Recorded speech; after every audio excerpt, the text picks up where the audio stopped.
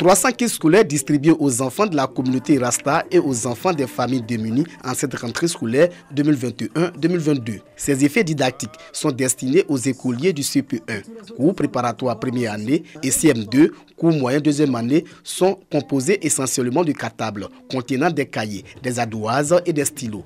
Un don de l'ONG Unklubakan en collaboration avec l'ONG Children of Africa de la première dame Dominique Ouattara.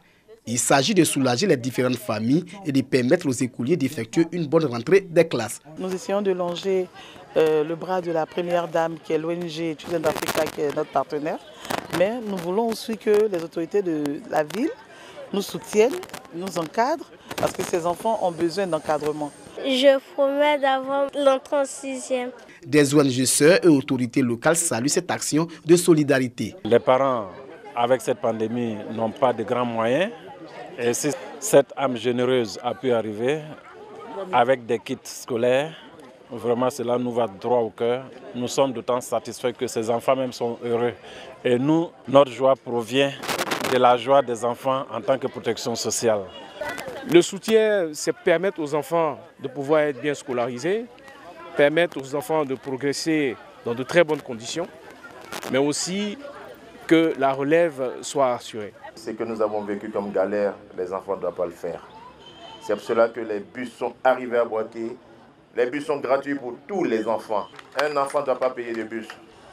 Madame la présidente de l'ONG Unklubakan, en tout cas l'initiative est très belle. Après Boaké, les villes de Jacquesville, Grand Bassam et Abidjan seront visitées par la caravane de solidarité de l'ONG Unklubakan afin d'aider plusieurs familles en situation de précarité dans la prise en charge de la scolarité de leurs enfants.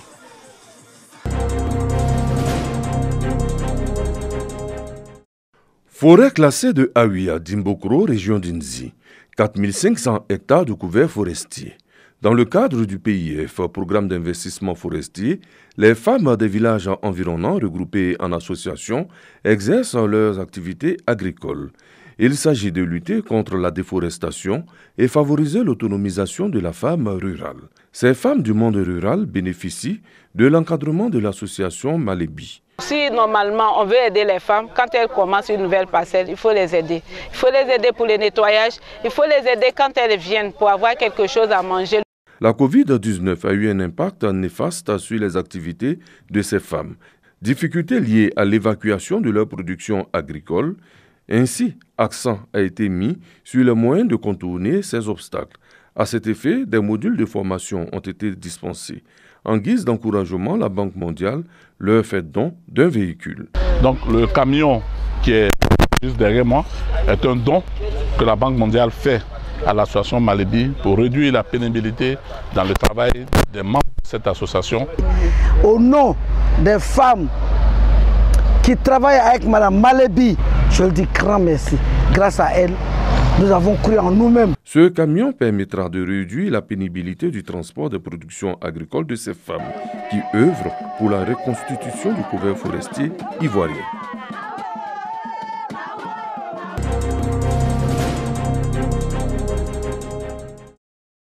La caravane du ministère de la Construction, du Logement et de l'Urbanisme, dénommée Opération Tiroir Vide, a drainé du monde à la place Ado de San Pedro. Pour le premier adjoint au maire, cette caravane est la bienvenue. Et pour cause.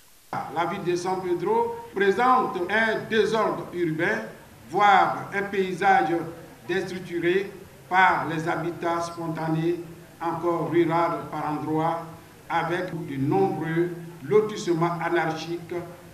Il s'agit à travers cette caravane de rapprocher les services du ministère des populations des villes de l'intérieur du pays, de les sensibiliser sur les bonnes pratiques dans le domaine du foncier, d'appuyer les stocks de demandes d'actes en attente et de promouvoir les produits du ministère, à savoir les permis de construire, l'arrêté de concession définitive appelé ACD et le contrat de bail sécurisé à usage d'habitation.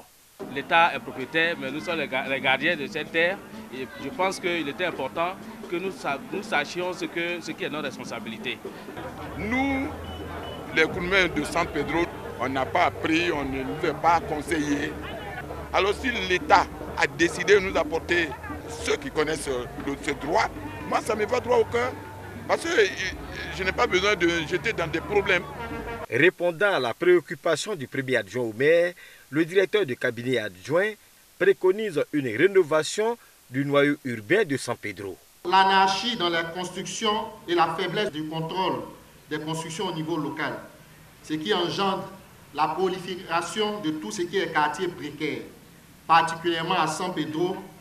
La ville mérite donc un plan de rénovation de son noyau urbain en vue de mieux restructurer et de renforcer les équipements sociaux collectifs dans ces 10 quartiers. La caravane du ministère de la Construction, du Logement et de l'Urbanisme prend ainsi fin à l'intérieur du pays. La suite à Abidjan.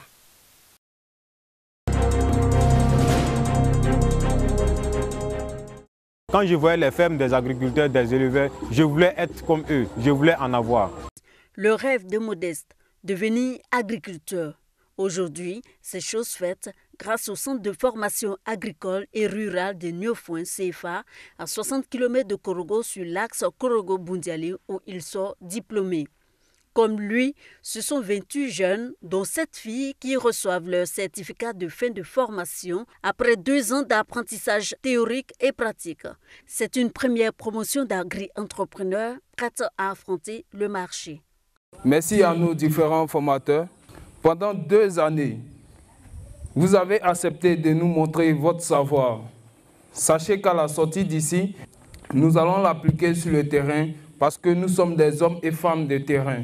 Le Centre de formation agricole et rurale de Niofoué a pour vocation de former des jeunes ruraux originaires du Poro et de la Bagoué au métier de l'agriculture, de l'élevage et de la gestion des exploitations. Ce centre est un don de la Fondation Louis Dreyfus et de Agri-Agence Furt, 2 groupes multinationaux de négoces spécialisés dans la production des matières premières agricoles.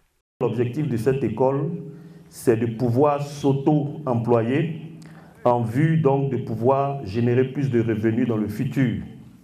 Parce que comme on a coutume de le dire, l'administration ne peut pas engager tout le monde.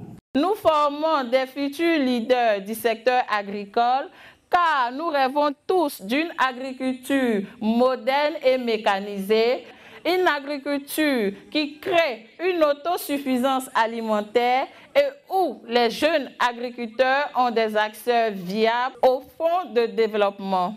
Seuls les jeunes âgés de 15 à 25 ans ayant un niveau minimum de 5e ou un certificat d'aptitude professionnelle CAP peuvent intégrer le centre de formation agricole de Niofouin d'une capacité d'accueil de 70 places par an avec internat.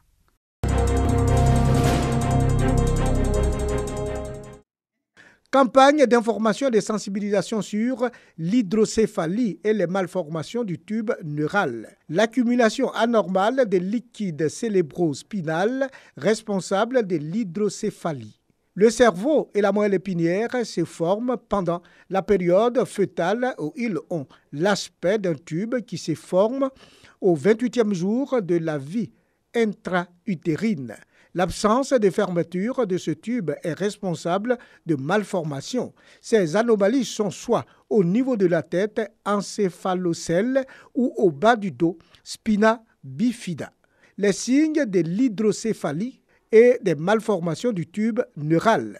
L'hydrocéphalie et le spina bifida, ce sont 2 maladies de l'enfant. L'hydrocéphalie, c'est cette maladie-là qui va entraîner un trouble de la résorption du liquide cérébrospinal. C'est le liquide qui normalement se trouve dans la tête et qui, lorsqu'il y a un problème lors de sa production, de son écoulement ou de sa résorption, va augmenter dans ces cavités-là et entraîner une augmentation du volume de la tête de l'enfant. Ce sont ces enfants avec de grosses têtes.